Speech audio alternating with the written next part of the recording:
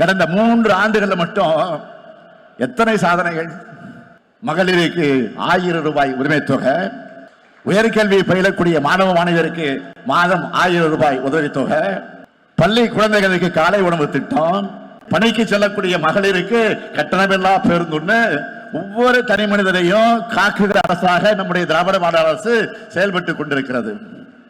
இத்தனை திட்டங்கள் எந்த மாநிலத்திலேயாவது இருக்கிறதா என்று இல்லைன்னு சொல்லத்தக்க வகையில் தான் எந்த மாநில அரசும் ஒரு மாநிலத்துக்கு நன்மைகள் செஞ்சு தந்தது இல்லைன்னு சொல்ற அளவுக்கு தான் திராவிட முன்னேற்ற கழகத்துடைய அரசு தமிழ்நாட்டை வளமிக்க மாநிலமாக மேம்படுத்தி இருக்கு, தொடர்ந்து வளப்படுத்தி வருது.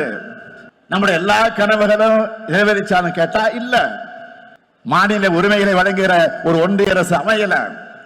நிதி உரிமை உள்ளிட்ட கோரிக்கைகளுக்கு இன்னமும் நாம் போராட வேண்டிய நிலையில் தான் இருக்கிறோம்.